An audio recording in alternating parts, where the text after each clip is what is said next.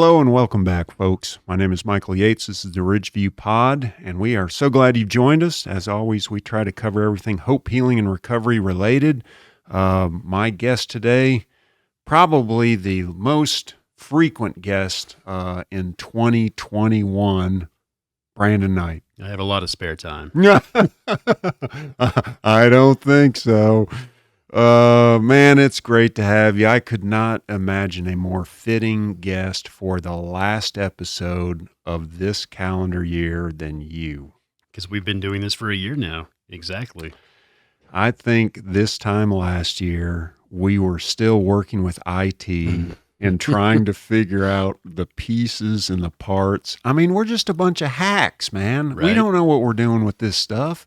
But we thought, as part of the COVID response team effort from that group, that this might be a helpful way of connecting with people out there in the community. And, hey, well, have we tried doing a video podcast?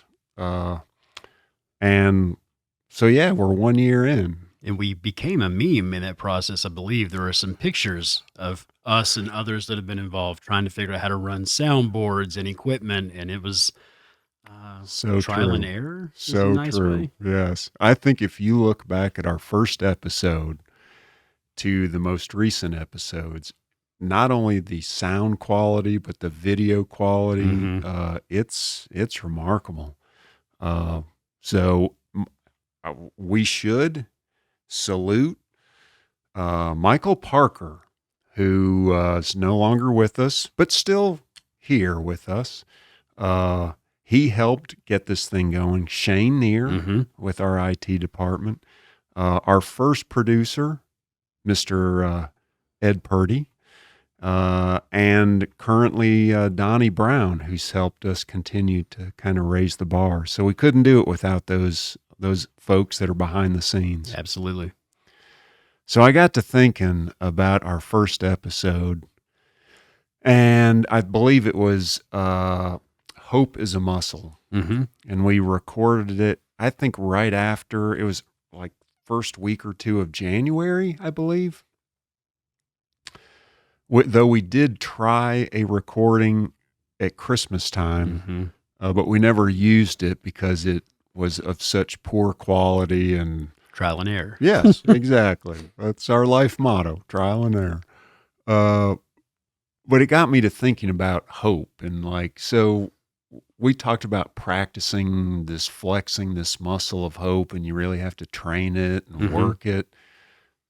How are you now at the end of a calendar year? How's your hope? I would say it is as strong as ever, and there are a lot of small parts to that. Actually, this podcast, being a part of the support team that we have here at Ridgeview, is a big part of what keeps flexing that muscle, almost involuntarily. You know, you sent me an email a couple of weeks ago and said, "Hey, do you have time? Run in here and do this real quick."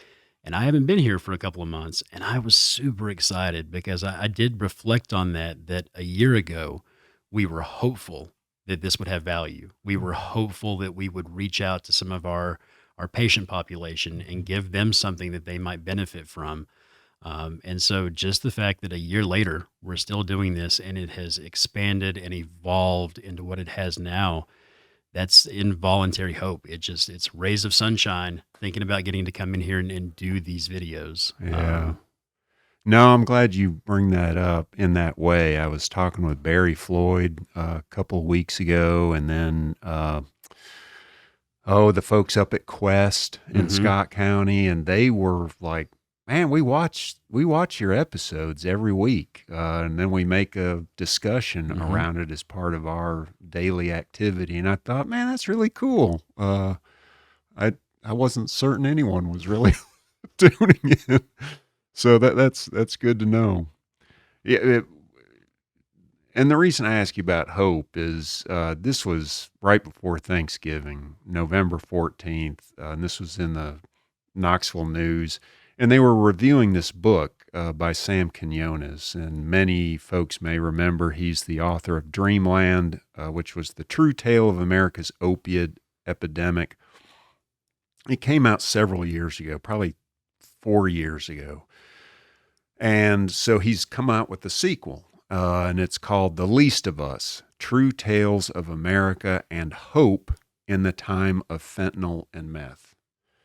And though maybe, I don't know, the coronavirus is not in the rearview mirror completely yet, but neither is fentanyl or meth.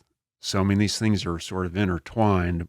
But what I found fascinating was one of the questions that he was asked, and he's replying to the author of this article through email.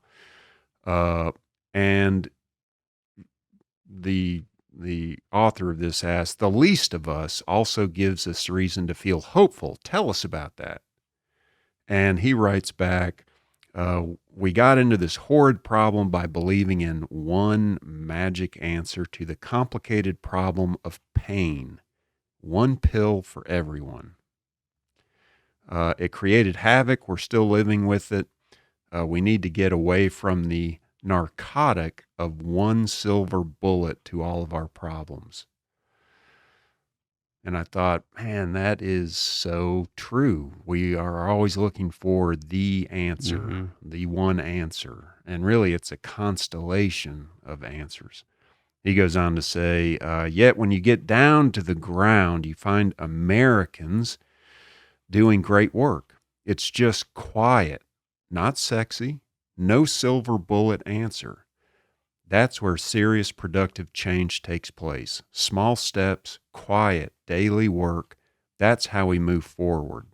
That's how community is repaired, by people being out among their fellow Americans, not worried that they're not saving the world. That's why I set out to tell those stories in The Least of Us, and why I'm feeling hopeful." So, yeah, quietly going out there trying to change lives and make things better for our neighbor who lives down the street, for one another, for even our coworkers, is important, heroic work. So, yeah, still working that muscle of hope, still working it. But I thought it was cool to kind of come back to think about where we started.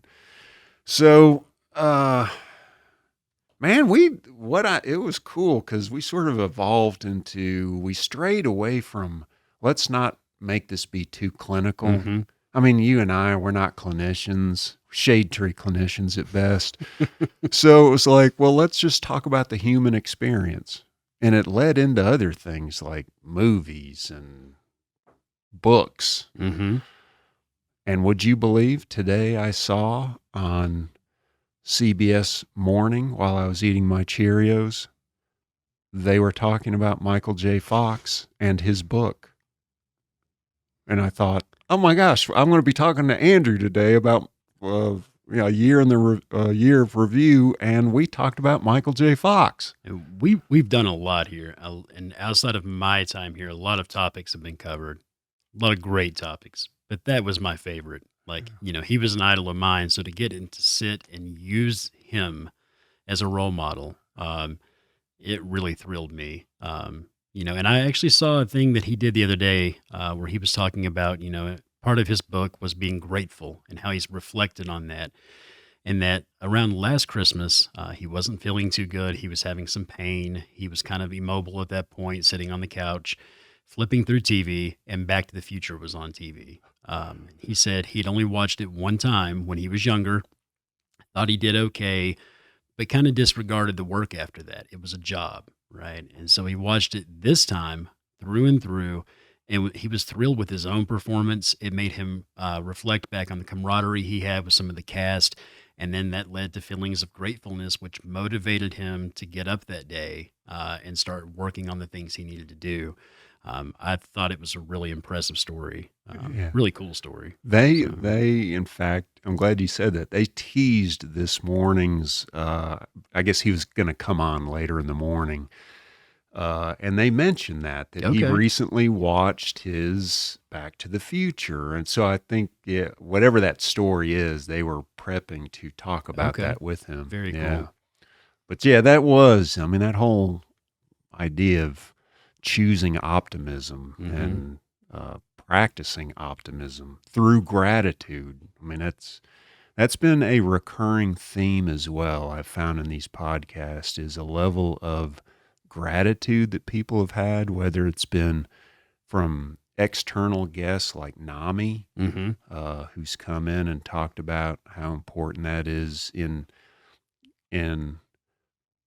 transcending the pandemic, but also in uh, living out life with family members that may have a severe mental illness Hmm. diagnosis. It's been cool to have.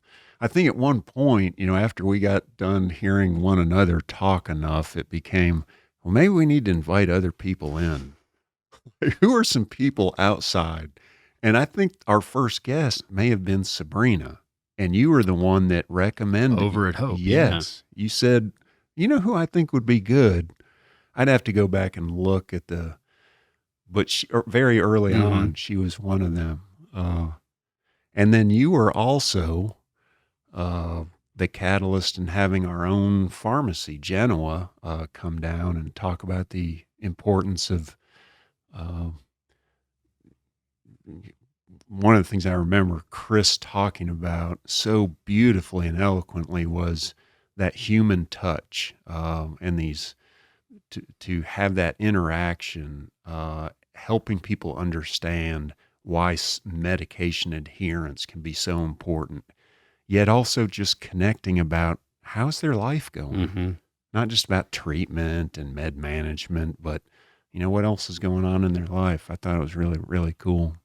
It's been a beautiful thing, actually. I really am glad when we talk about the evolution of what this has become that we were able to reach out to community partners and build not only organizational relationships, but I feel like myself, I'm sure that you do too, that we've built and strengthened relationships with other agencies that we need to work with. And in that, I feel like maybe we're helping to serve the public better. Maybe through this, we're communicating what resources are available better than we were in the past. But Chris is hitting the nail on the head with when I talk to clients, one of the biggest things that I've noticed since the onset of the pandemic to now, hopefully transitioning into the endemic phase, is that they talk about who they are more. They don't come in and say, I have this problem and I need the silver bullet. I need you to find it and fix it. That's not really the story anymore. The story is, hey, I have this problem. Can I tell you about it? Can we talk about it? And we're learning so much more about these people, their lives, their families, not only the things that they're struggling with, but also their things that they are being very triumphant with. Mm. And the ability that people have had to not only push through the last 2 years, but to excel in the last 2 years that we're seeing in Anderson County, Scott County, Morgan, the other counties that we work with. It's amazing and it's very inspirational. Yeah. So back to Michael J. Fox or Marty McFly, Yeah. I'm grateful for that experience Yeah. out of the pandemic to see Yeah. so much good, so much bonding. Yeah. It's really beautiful. Yeah. Yeah. That connection piece. We oftentimes throughout the year, the topic of we're being hardwired for connection and attachment for one another when the messaging has been a lot of distancing, Hmm. physical distancing and zooming. But this platform has, to your point, has been really cool I mean, I'm grateful. I've been able to talk to a lot of really cool people that I've known in other forums and settings, Hmm. but be able to have them come in and amplify what their agency's doing or things that they're celebrating or even struggles that they're dealing with. Hmm. Just had DCS in talking about the need for foster parents that still so many kids are sitting in offices waiting for homes. So yeah, it's time of reflection is good stuff. Well, Can I make a confession to you about one thing I've learned that I won't do again related to this? Absolutely. I don't scheduling wise. At one point, I had to do some recordings in the afternoon.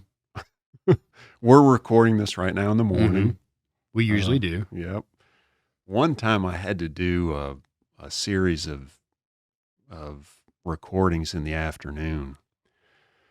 I will never do that again. I don't know if it's because I'm just at my age a little more tired in the afternoon, but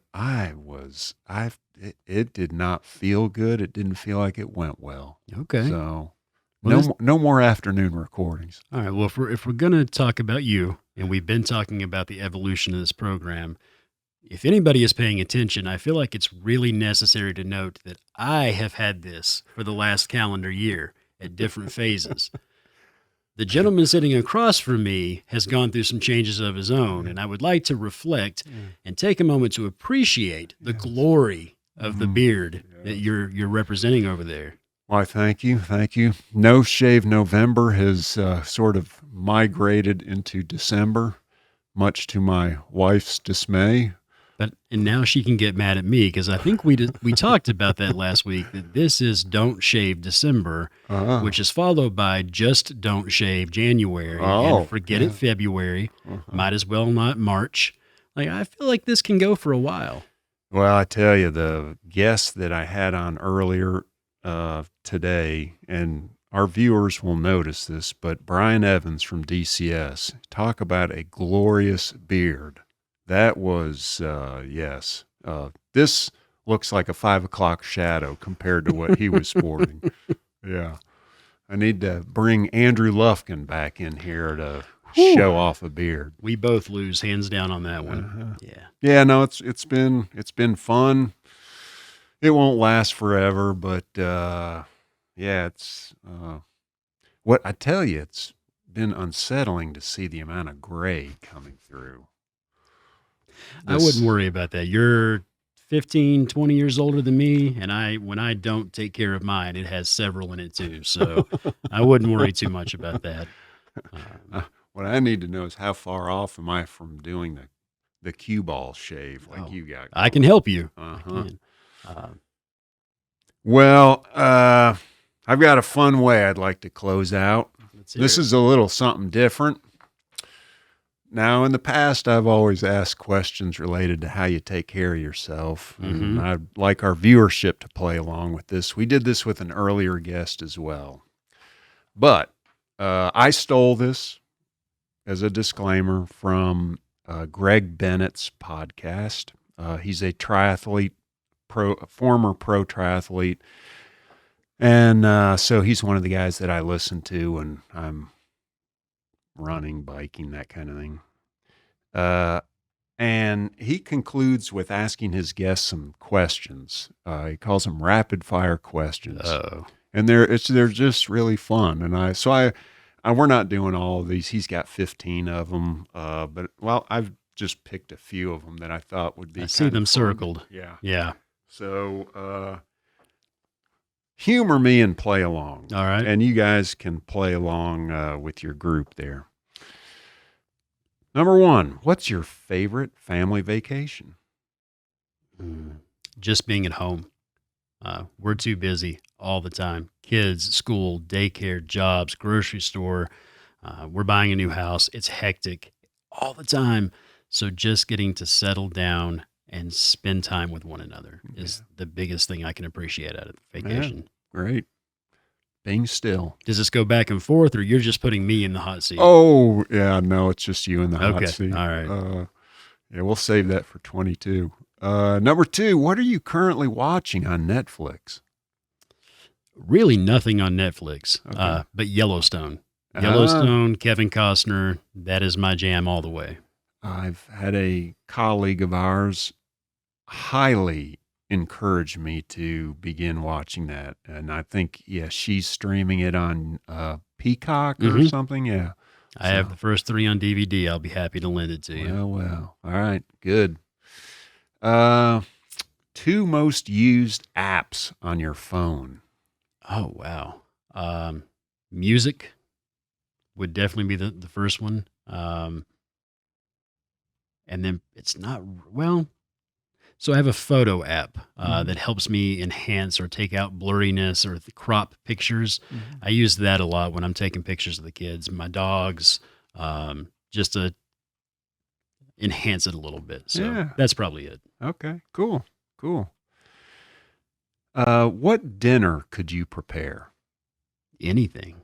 So you are a culinary. All right. This you are El Chef. That's 100% accurate. Right. We don't know who is actually watching this, so this next question is related to that. Oh. Who are the 3 guests, non-family, you would invite to that dinner that you prepared? My best friend, his wife, and probably you and your wife. If I were going to go all out on a culinary experience, I think that group of people would appreciate it. Wow, I'm honored. I mean, we are talking about people that I know, right? It's not Obama. Actually, it's wide open. It can be anybody living that's not your family. Let's play that. Let's go with that. Now, who you? Oh no, Barack Obama definitely is number 1. Justin Timberlake is number 2. Big fan. Wow. You know what? I'm lifelong McFly. I'd have to say, like I was trying to look for something in pop culture that was relevant. So yeah, I think it would be Michael J. Fox. Yeah. And his guest, he can bring Christopher Lloyd. Yeah. I would like to eavesdrop in on that dinner. That'd be good. Well, I tried to invite you. Well, yeah, we'll make the first version really happen. All right. Which decade of music is the best? The 80s, late 70s into the 80s. Yeah. And so give me like a couple of genre of songs that... There's only one that matters. It's The Doors. Jim Morrison and The Doors. Wow. Everything else is great in that era, but that is, for me. Fascinating. Yeah. All right. Very good. Should pineapple be allowed on pizza? Absolutely. You and my wife would get along very well. She's all Hawaiian. We're a democracy. This isn't a dictatorship. You can put whatever you want on your pizza. I didn't say I liked it. I just said it should be allowed. All right. I exceeded. I said I'd only do 5, but you're doing so well at this. I've got 2 more. Where is somewhere you have not been you'd like to go? Ireland. Beautiful. Is it, do you have some shoals of Lockshire in you? I'm not going to do my accent because it's embarrassing, but I'm short and stocky, and I feel like I would fit in with the leprechaun crowd. And you like Colin McGregor? I'm not I'm sorry. We're almost done. I'm sorry. Okay, cool. Ireland. Yeah, that would be. And then the last one, perhaps the most important, greatest movie of all time. Oh, Top Gun, 1986. Wow. Absolutely. Sequel's coming out soon. All right. So you just see him on that ninja bike racing the airstrip. Need for Speed, baby. Yep. Need for speed. High-fiving. All right. Yes, that was a seminal movie that summer for sure. Absolutely. All right, good. Well, you didn't hesitate at all. Oh, I feel like I did a lot. I'm sorry. I didn't know he was going to do this. Nope. This is payback for the beard comment. And you didn't hesitate in tuning in, and we really appreciate it. We hope you've enjoyed the year of broadcasts. I would be interested in knowing in the comments if this is something you think we ought to continue, and what topics you would like us to cover. We hope you had a fantastic, safe, healthy 2021. Happy holidays to you. Happy New Year. Thank you, Brandon, for coming in. Thank you. And let's see what 22 holds for us. Let's do it. All right. Take care, everyone. Thanks.